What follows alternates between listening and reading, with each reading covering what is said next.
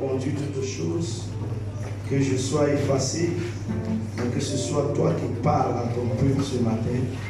Glorifie ton nom, toi qui es le Dieu d'amour, le Dieu de paix, le Dieu de compassion, honneur et gloire à toi. Amen. Amen. Acclame Jésus.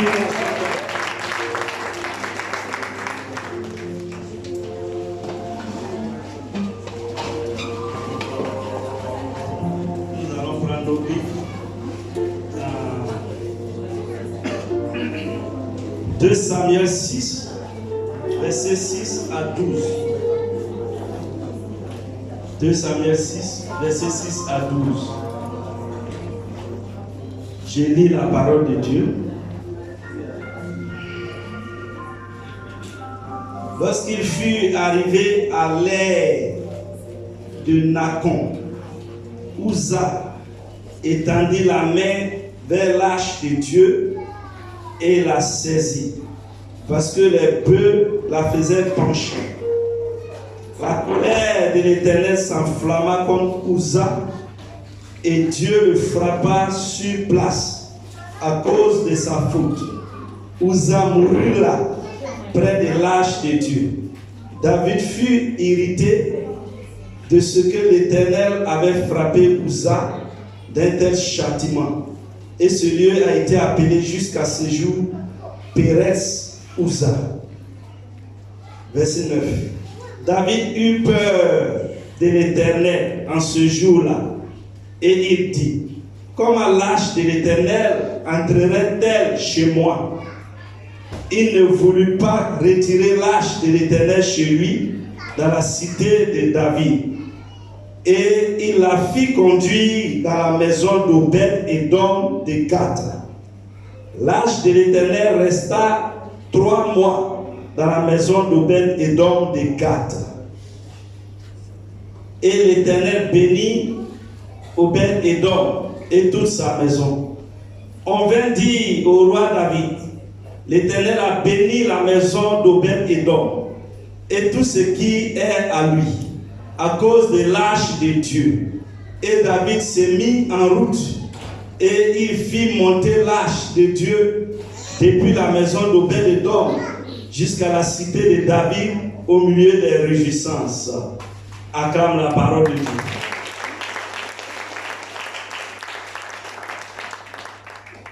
J'ai donné comme titre, l'onction d'Obed-Édom va changer ta vie. Amen. L'onction d'Obed-Édom va changer ta vie, bien-aimé, ce matin. L'onction d'Obed-Édom va changer ta vie. Bien-aimé, l'arche de l'Éternel, c'est le symbole de la présence de Dieu. L'arche de l'Éternel, pour ceux qui ne le savent pas, c'est un coffre de 1 mètre sur 1 mètre que Dieu a inspiré dans le désert à son serviteur Moïse. Et il a dit, faites fabriquer une hache que vous mettrez dans la tente d'assignation, dans le lieu très saint. Et cette hache symbolise la présence de Yahvé au milieu de son peuple. Symbolise la gloire de Dieu dans son tabernacle. Et sur cette hache, il y avait 2 chérubins, l'un qui regardait vers le futur et l'autre qui regardait vers le passé. C'est le souverain sacrificateur seul qui avait accès au lieu très saint et qui voyait l'arche. Celui qui voit l'arche sans avoir été consacré, il mourait. Celui qui touchait l'arche sans avoir été consacré, il mourait. Et pourtant, l'arche était la présence de Dieu qui bénissait Israël, qui donnait la force à Israël. Quand Israël part en guerre, s'ils vont avec l'arche, ils gagnent les batailles. Alléluia. Amen. Donc cette arche, il y a eu guerre entre Israël et les Philistins.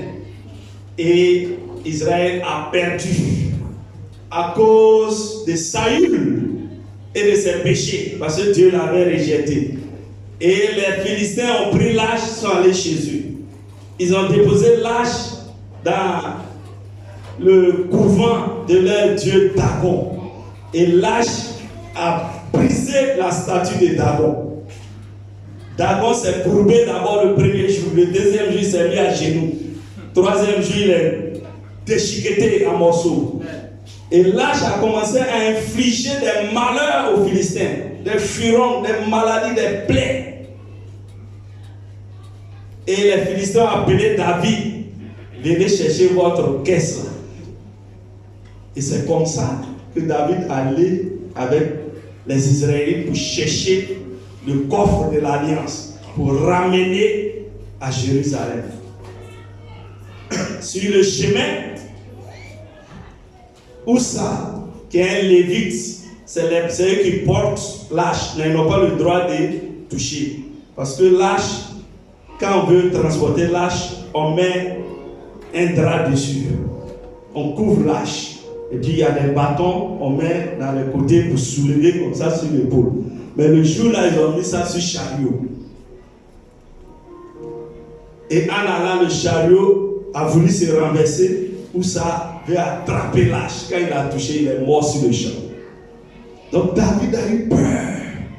Il dit, ce truc-là ne va pas rentrer dans ma maison. Cet âge qui tue les gens, ça ne va pas rentrer chez moi. Amen.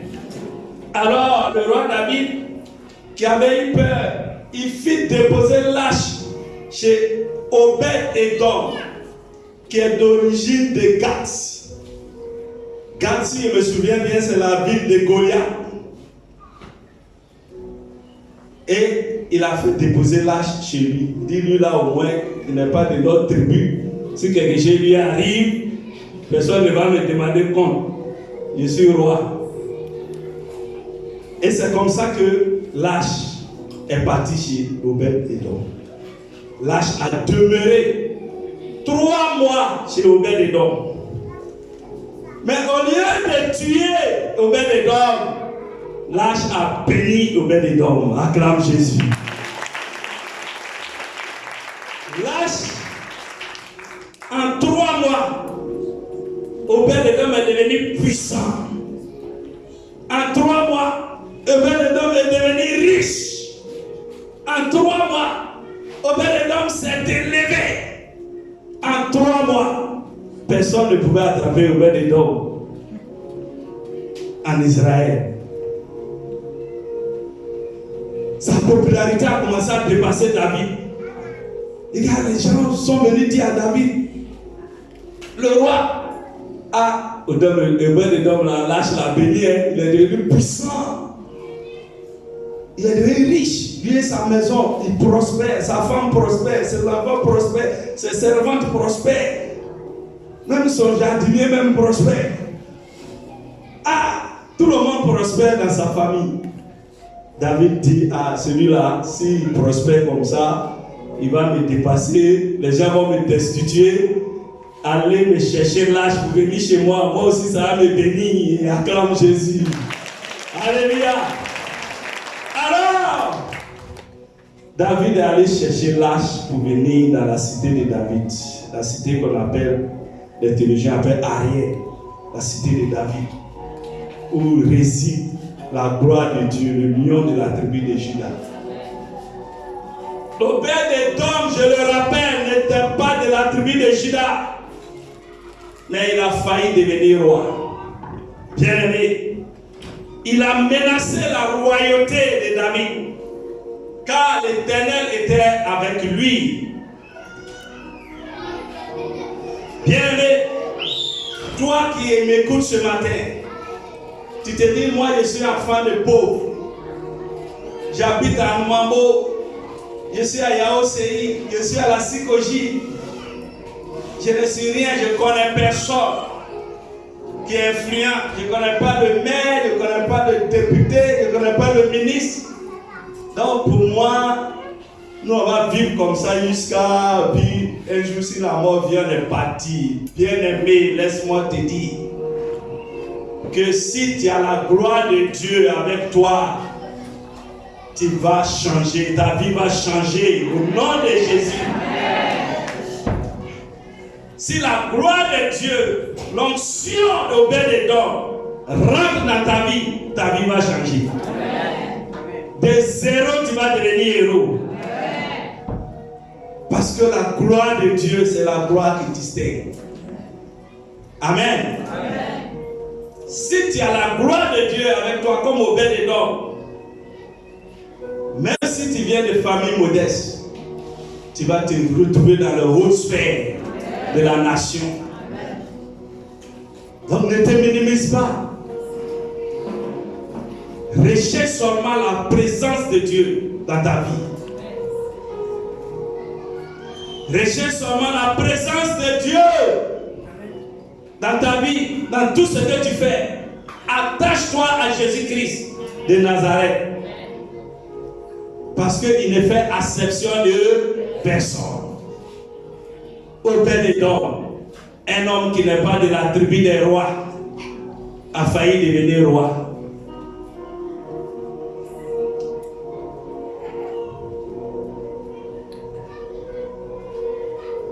Apocalypse 5, verset 10, dit que Dieu a fait de nous des rois.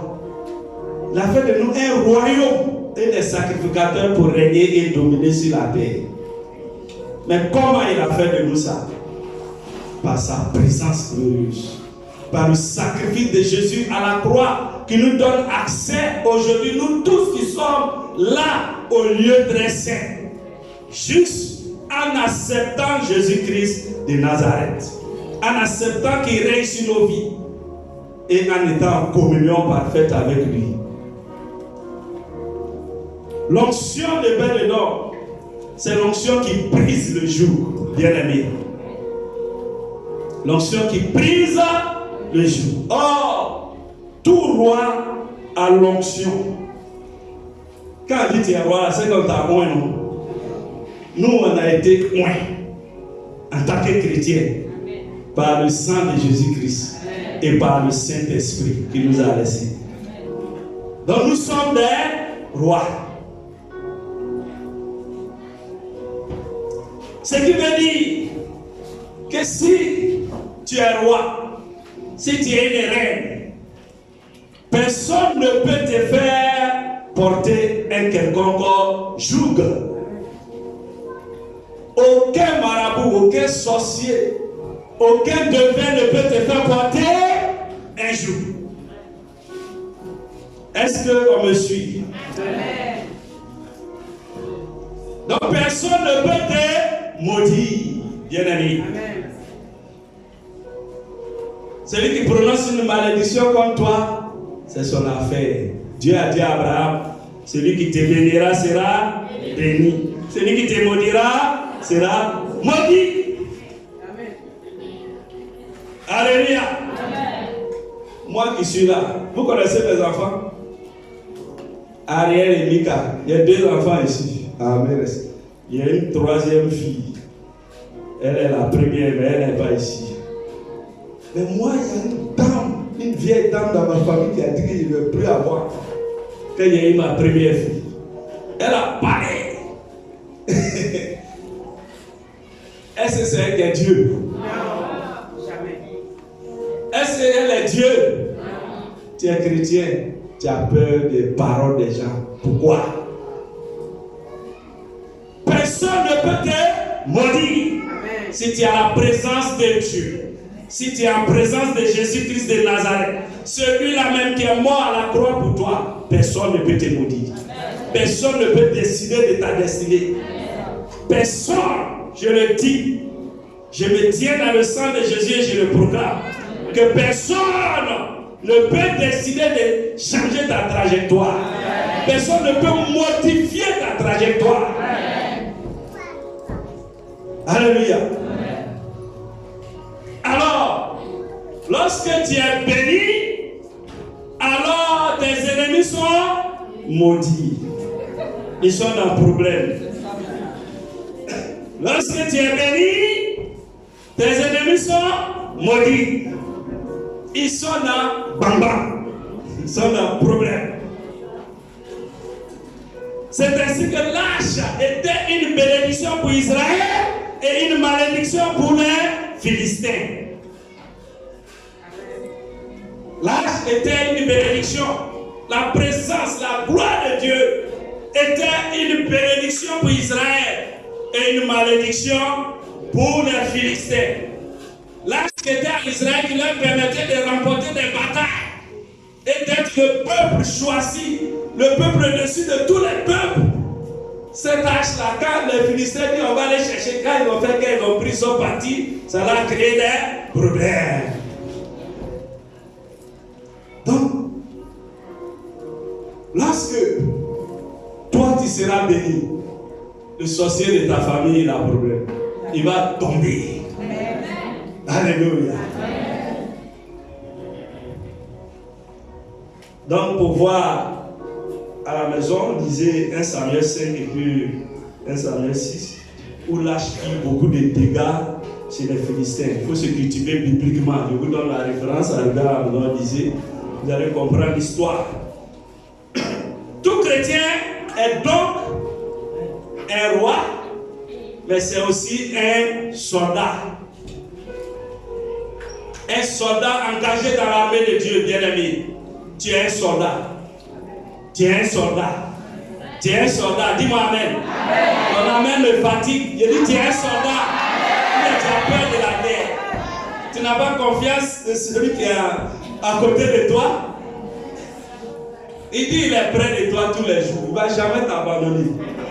Donc dans tes batailles, il combat pour toi. Il est El Shaddai. N'est-ce pas? Donc, en tant que soldat, si tu te considères encore comme un civil, bien aimé, c'est que tu n'as plus confiance en Dieu. Tu as rétrogradé.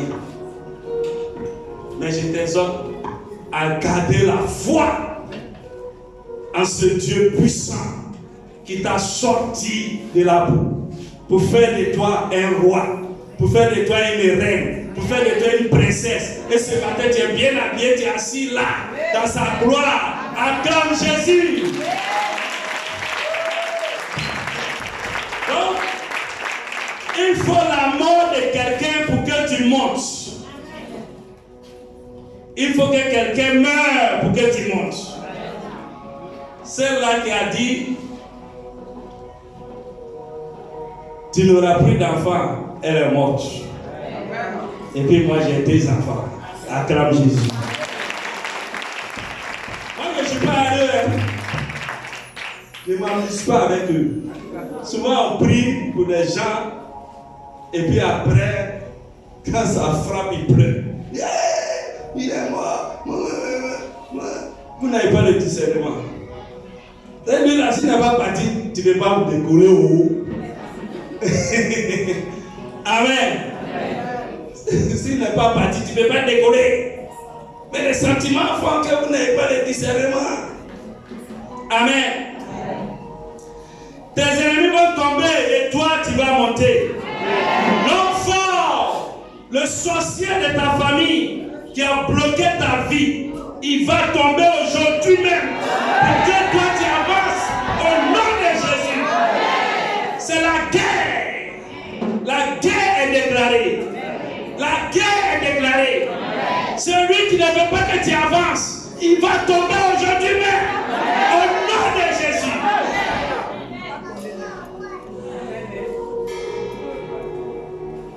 J'ai dit quoi? J'ai dit il va tomber. Parce que Jésus est avec toi. Parce que le roi des rois est avec toi. Parce que le Tout-Puissant est avec toi.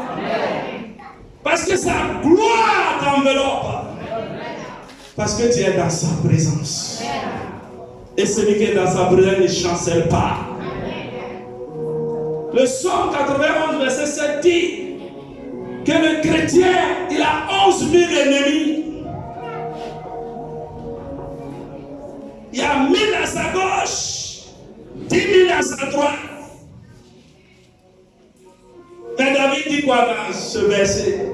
Il dit 1000 tomberont à ma gauche, 10 000 tomberont à ma droite. Je ne serai pas atteint. Ils vont tomber sur ton passage. Ils vont tomber sur ton passage. Ils vont tomber sur ton passage. Parce que l'onction d'Obed-Édom est avec toi. La puissance de Dieu est avec toi. La Shekinah est avec toi. Alléluia. N'aie pas peur d'eux. Ils tomberont tous. Ceux qui ne veulent pas te voir heureux. Ceux qui ont mélangé ta vie. Ceux qui ont mélangé ton mariage. Ceux qui ne veulent pas que tu réussisses. Ils vont tomber au nom de Jésus. Alléluia. L'âge a fait du mal aux Philistins. Mais l'âge a fait du bien à Israël. Toi, tu es l'Israël de Dieu aujourd'hui. L'âge va te faire du bien. La gloire de Dieu va te faire du bien. La présence de Dieu va te faire du bien. L'onction de Obed-Édom va te faire du bien. Alléluia. L'âge est arrivé chez Obed-Édom parce qu'elle venait de tuer Oussa. Et David en avait peur, ne voulait pas envoyer l'âge dans sa maison. Il croyait que l'âge allait tuer Obed-Édom. Mais au contraire, l'onction de l'âge a béni la maison d'Obed-Édom. Ainsi, tout ce que tes ennemis feront contre toi se transformera en bénédiction pour toi au nom de Jésus. Tous les plans qu'ils vont faire pour te faire tomber, ça va se transformer en bénédiction pour toi au nom de Jésus. Reste tranquille seulement. Compte sur ton rocher et tu verras ce que Dieu est capable de faire.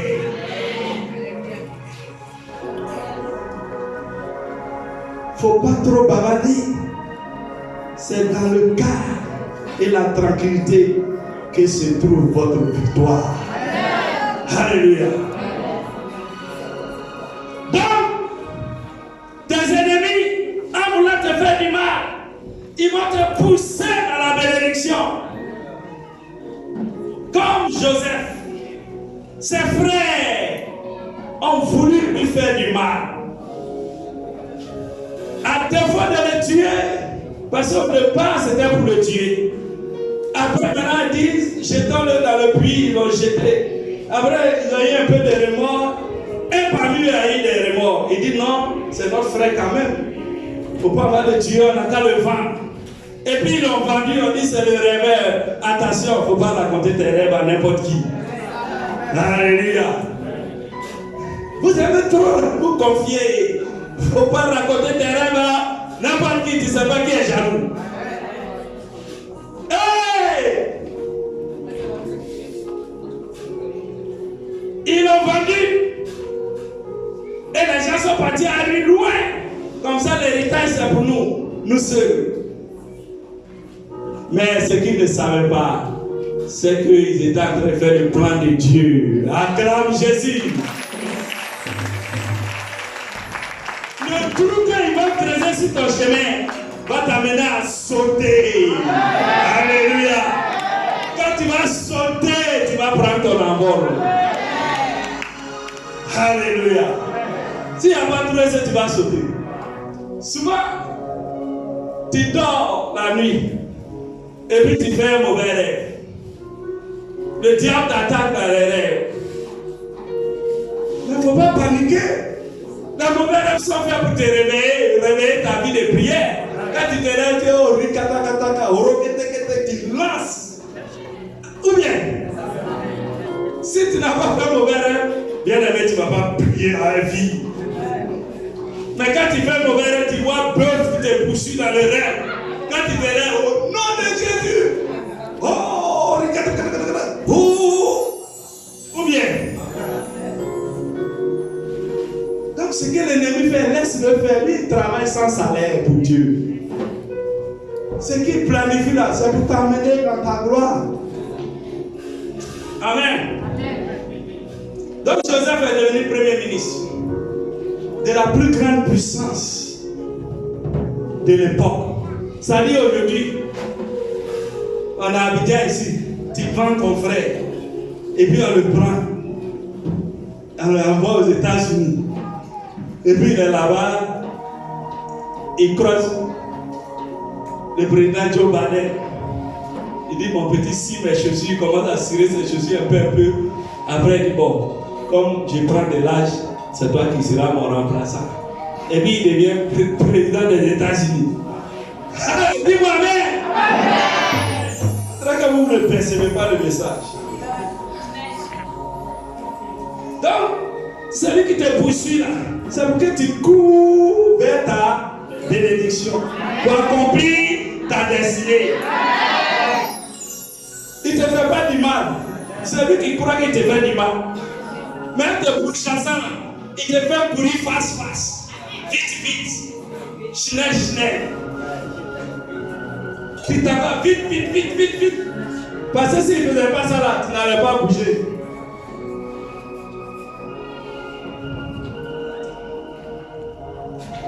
Obed-Edom n'était pas de Juda.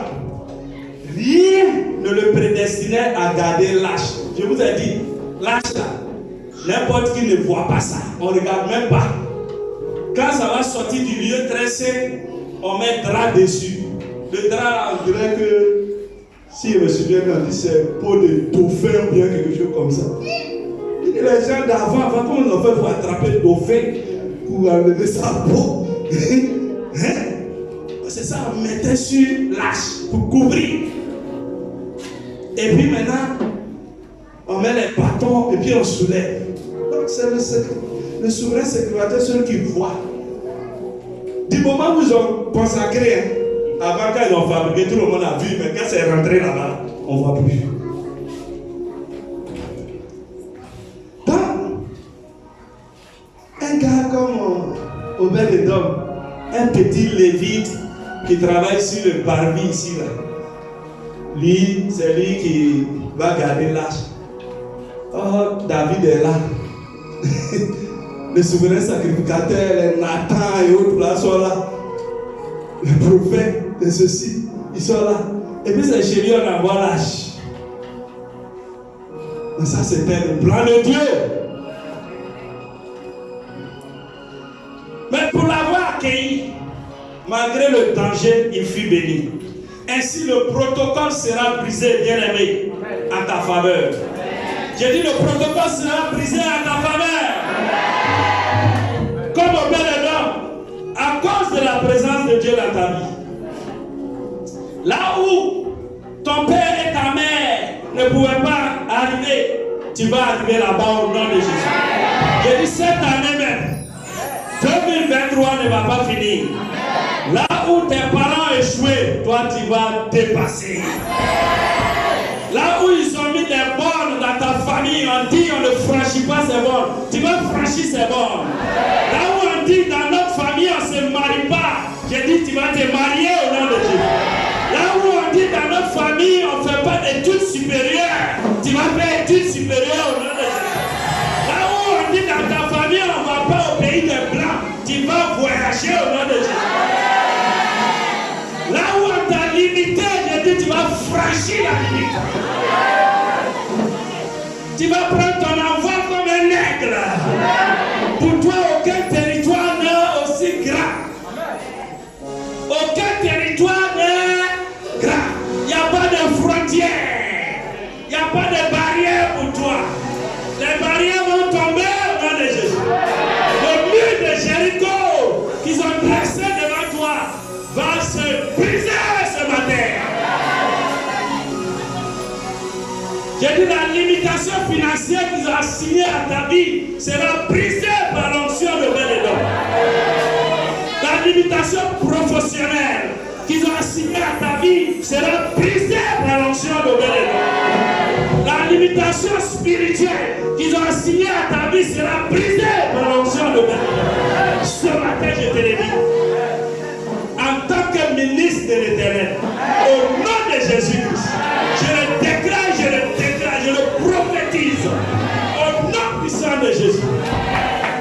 Il n'y a plus de limite à tes capacités. Alléluia.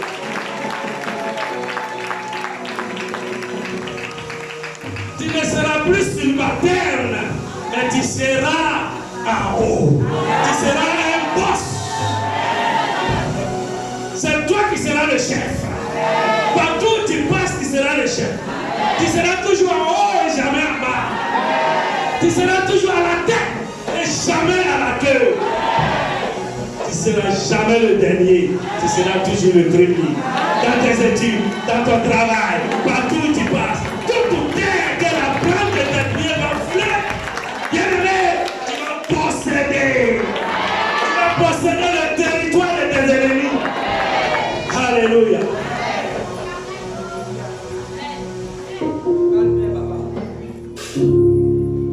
Donc l'onction de Bénédom va te rendre célèbre, va te distinguer dans les nations, à commencer par la Côte d'Ivoire.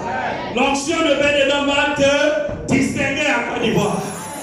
L'onction de Bénédom va te distinguer en Afrique de l'Ouest. L'onction de Bénédom va te distinguer dans toute l'Afrique, dans les 50 États d'Afrique. L'onction de Bénédom va te rendre international. Alléluia. Si tu es pasteur, l'onction de Bénédom va étendre ton ministère. Si tu es commerçant, l'onction de Bénédom va étendre tes magasins. À partir de ta petite table au marché, écoute-moi bien, tu auras une chaîne de magasins. Acclame Jésus. Parce que l'onction de Bénédom est une onction d'extension. Alléluia. La présence de Dieu va te distinguer. Au nom de Jésus. Tu seras connu. Tu ne vas plus rester dans l'anonymat. Alléluia. Derrière chaque semence, il y a une forêt. Une semence que tu as mis là, il y a une forêt. Alléluia. Parce que cette semence va devenir un arbre. L'arbre va donner des fruits, des grains. Et ces grains vont se multiplier. Et tout autour, tu vois, c'est la forêt qui est créée comme ça. Donc, bien aimé, comme Obed-Edom, n'aie pas peur de t'investir dans l'œuvre de Dieu. J'ai dit quoi? Il ne faut pas avoir peur de t'investir dans l'œuvre de Dieu. Lâche à tuer quelqu'un. On veut mettre chez lui là, il dit, on veut mettre ici, on veut mettre ici. Non, mais votre affaire, n'envoyez pas ça chez moi ici. Lui dit, envoyez chez moi. Je prends l'engagement. C'est ça que ça veut dire. Dans la maison de Dieu, quand il y a des choses à faire, il faut prendre l'engagement. Prends l'engagement. Prends l'engagement. Tu dis, papa, laissez communiquer là. C'est comme un check. Waouh, papa, tiens, il faut gérer. Alléluia. Prends des engagements dans la maison de Dieu. Investis-toi dans l'œuvre de Dieu. Sème tes biens et tu récolteras abondamment comme Obed-Edom. Tu récolteras de grandes bénédictions. Jusqu'ici, tu as bénéficié des miettes parce que tu ne prends pas l'engagement comme Obed-Edom. Franchis le pas, bien-aimé. Prends l'engagement. Donne un peu plus dans la maison de Dieu. Amen. Fais comme Obed-Edom et tu seras récompensé. Tu ne peux être distingué aussi si tu ne te sépares de certaines choses, de certaines personnes, de certains comportements. Bien-aimés, nous allons lire un texte, Romains 13, versets 12 à 14. C'est un peu long. Romains 13, 12 à 14. J'ai lu la parole de Dieu. Il dit, la nuit est avancée, le jour approche. Dépouillons-nous donc des œuvres des ténèbres et revêtons les armes de la lumière. Marchons honnêtement, comme en plein jour, loin des excès et des l'ivrognerie, de la luxure, de l'impudicité, des querelles et des jalousies. Mais revêtons-nous du Seigneur Jésus-Christ et n'ayez pas soin de la chair pour en satisfaire la convoitise. Alléluia. Donc il dit, dans ce monde de ténèbres où nous vivons, où tous les plaisirs sont là, bien-aimé, départis-toi de ces choses, tourne le dos au monde pour t'attacher à Jésus-Christ, pour accueillir l'âge dans ta vie, afin que Dieu te bénisse, afin que Dieu t'élève, afin que Dieu glorifie son nom dans ta vie. Est-ce que quand tu vis au milieu des païens, est-ce qu'on te distingue des peu? Est-ce que ton langage a changé? Est-ce que ta manière de vivre a changé? Est-ce que tu ne t'assois pas de temps en temps pour siffler un verre avec eux? Alléluia. Amen. Ça c'est l'alcool maintenant, ici après. Mais ça soit. Amen. Donc il faut te séparer de certaines choses, bien-aimés. Sépare-toi de ces choses pour que la présence de Dieu soit effective dans ta vie, pour que tu sois élevé, pour que tu sois béni. Alléluia. Obed-Édom était lévite, mais de conditions modestes. Cependant, il a rattrapé la richesse à cause de la présence de Dieu qui était dans l'arche. Si vous ne comprenez pas encore jusque-là, c'est Dieu qui était dans l'arche. C'est Jésus-Christ qui était dans l'arche. Et si tu l'accueilles, tu vas rattraper ce que tu as perdu au nom de Jésus. Tu n'es pas en retard sur quelqu'un. Si tu crois que tu es en retard parce que tu vois tes amis d'école dans des voitures, mais chacun a son étoile. Mais moi maintenant je connais Jésus. Et c'est à lui qu'appartient l'or et l'argent. Alors, peut-être que lui qui est dans la voiture, la maladie qui se trouve de ça, tu ne sais pas. Mais toi qui es en bonne santé, parce que Jésus est dans ta vie, ou bien.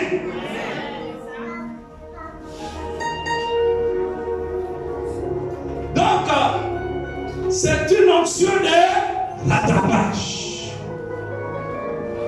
Alléluia. Ce que ton père, ta mère ont raté, tu vas rattraper cela au nom de Jésus. Peut-être que tes parents ont vécu dans les difficultés, ils étaient des simples ouvriers, ils louaient maison, ils n'ont pas pu construire une maison, et puis les deux sont décédés. Donc vous êtes dans la nature, vous aussi vous cherchez.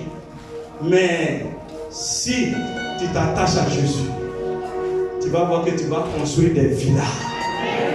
Tu vas construire des doublesses. Tu vas construire des immeubles. Si tu le veux. Parce que ton Dieu est un Dieu de rattrapage.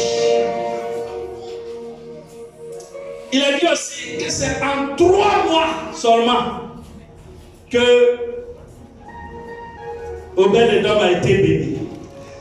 Cette onction-là est une onction d'accélération. L'onction de Obed-Édom est une onction d'accélération.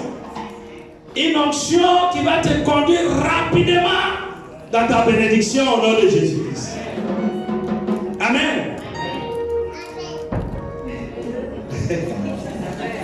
Dieu accélère maintenant tes bénédictions au nom de Jésus. Le mariage qui tardait vient maintenant au nom de Jésus. Le visa qu'on t'a refusé plusieurs fois, le visa est signé maintenant au nom de Jésus. Tu reçois maintenant la faveur divine pour avancer rapidement dans la vie au nom de Jésus. Tu rattrapes le retard sur tes contemporains au nom de Jésus-Christ. Tu franchis les franchissables au nom de Jésus-Christ. Bien-aimé, c'est la faveur de Dieu qui bénit et non le travail. Il y a les gens qui comptent trop sur leur position professionnelle.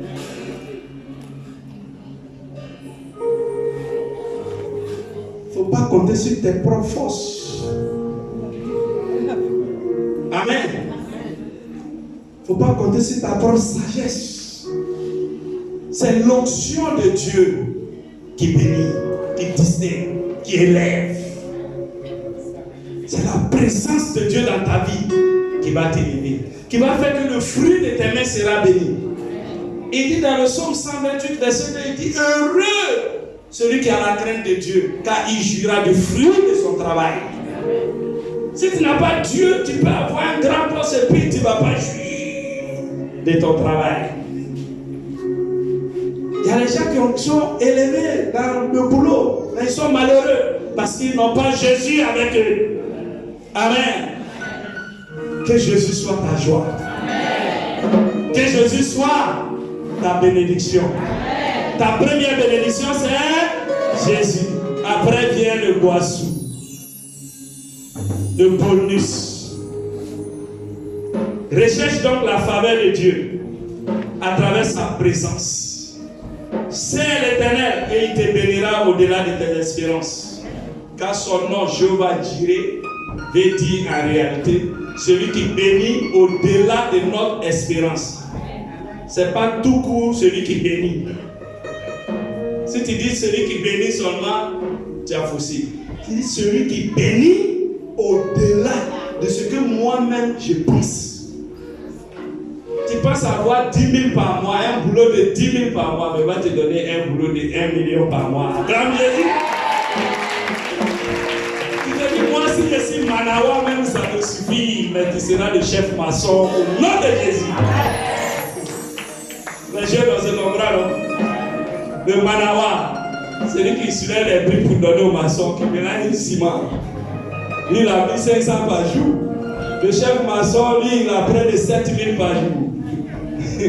Amen. Donc, Dieu va tirer là-bas, au mont Moriah, c'est le Dieu qui bénit au-delà de ton entendement. Ce que tu ne crois pas, c'est ça que lui rend possible. Là où tu es limité, c'est là que lui rentre en action. Amen. Donc, je t'exhorte, bien-aimé, fais quelque chose dans la maison de Dieu pour avoir sa faveur. Et il te bénira, toi et ta maison, comme il a fait pour Bénédon. Recherche la présence de Dieu. C'est ça qui est important. Recherche la présence de Dieu. Mais comment on cherche la présence de Dieu? Comment on gagne la présence de Dieu? C'est à travers les prières, à travers l'enseignement. Le mardi, tu dois venir ici pour être enseigné par le père de la maison. Mais on vient enseignement, on est 15. Des fois, par tête 20 là, c'est difficile. J'ai dit mardi à 18h30, viens être enseigné pour que la présence de Dieu rentre dans ta vie. Mais si tu n'es pas enseigné, c'est sur la parole qu'il se repose. Mais s'il n'y a pas de parole, il va se reposer. Amen. Il faut aussi étudier la parole de Dieu personnellement à la maison. Lis ta Bible. Médite la parole de Dieu. Lis et méditer. Il dit dans Josué 1, verset 8, ouais, mes élèves là, vous êtes où? Que ce livre de la loi ne s'éloigne point de ta bouche. Voilà le livre de la loi. C'est ça qui est là. Il ne s'éloigne point de ta bouche. Médite-le jour et nuit pour agir fidèlement selon tout ce qui y est écrit. C'est alors que tu auras du succès dans tes entreprises. C'est alors que tu réussiras. Acclame Jésus. Donc si tu n'as pas parole de Dieu, la réussite est difficile. Amen. Donne du temps à Dieu. Donne du temps à Dieu. Prier, c'est faire une réunion avec Dieu chaque matin. Notre papa appelle ça le temps de recueillement. Il faut avoir chaque jour un temps de recueillement avec ton Dieu avant de sortir de ta maison.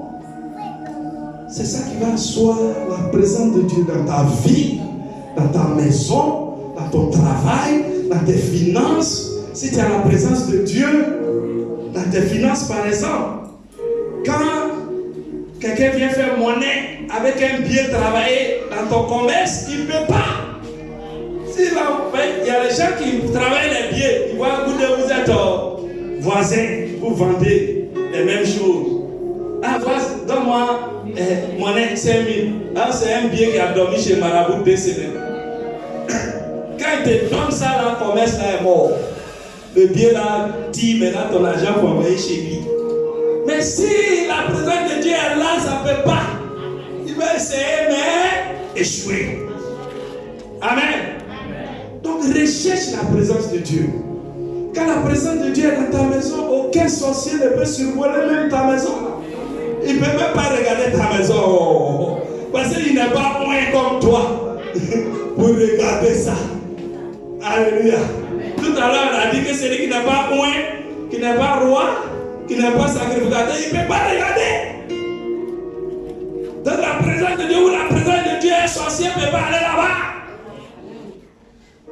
Il ne peut pas. Lui-même, il arrive devant la porte, il fait ça brûle, ça brûle. Qu'est-ce qui brûle? Ah ben non, on ne prenait pas de tel petit avec ça. Qu'est-ce qui le brûle? Ça brûle, le feu, le feu. Ça me brûle, ça me brûle. On dit, mais pour parler, non. Il ne peut pas. Amen. Donc, recherche la présence de Dieu. Bien-aimé. Et tu peux avoir aussi la faveur de Dieu en servant dans sa maison. Rick Warren, le grand écrivain, best-seller, une vie motivée par l'essentiel, il dit, si tu es dans une église locale, il faut faire quelque chose.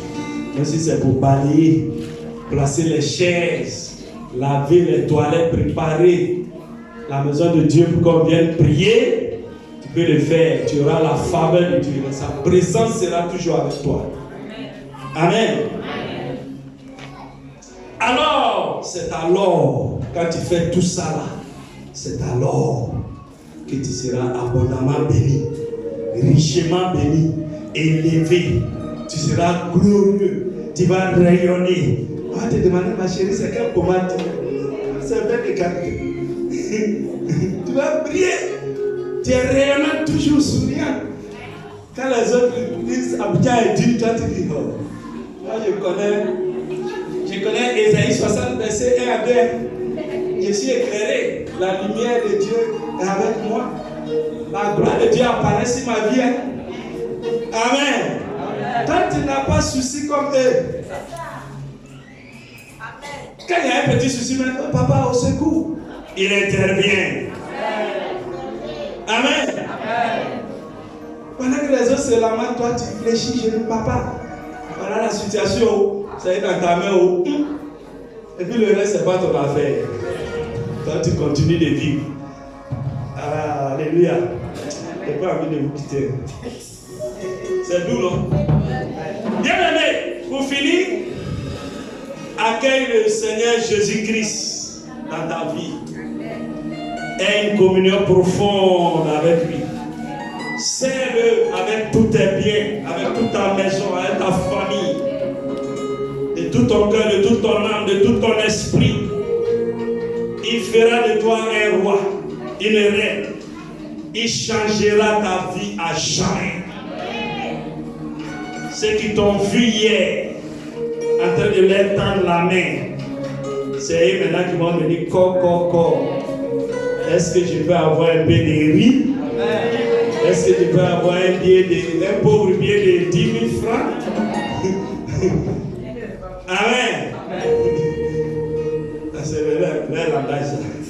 Tu viens me demander que je te prête ça de pauvre. Amen. Il te fera accéder donc à la bénédiction qui semblait impossible. Car rien n'est impossible à celui qui croit. Et rien n'est impossible à notre Dieu, Yahweh Jireh, celui qui pourvoit au-delà de notre entendement. La présence de Dieu donc dans ta vie va changer ta vie. Demeurez bénis au nom de Jésus. Amen. Je vais prier pour la fin. Seigneur, nous te remercions, nous te rendons grâce. Toi qui m'as donné la force, oh Seigneur, malgré les soubresauts, de venir parler en ton nom à ton peuple ce matin. Tu es fort, tu es bon. Je crois en toi, j'ai foi en toi. Parce que c'est toi qui nous relève, qui nous fortifie, qui nous soutient. Merci pour ta grâce. Merci pour la parole que tes enfants ont entendue. Oh Père Céleste, grave cette parole sur la tablette de leur cœur. Que cette parole agisse dans leur vie pour les faire franchir les limites. Comme au Père de Dôme, au nom puissant de Jésus. Et qu'ils soient exagérément bénis, qu'ils soient restaurés, qu'ils soient renouvelés, qu'ils soient, au Seigneur, des enfants de Dieu véritable, bénis en tous les compartiments de leur vie. Recevez la grâce de Dieu, recevez la faveur de Dieu, recevez la bénédiction de Dieu et rattrapez votre dévancier, rattrapez le retard et élevez-vous au nom puissant de Jésus. Amen.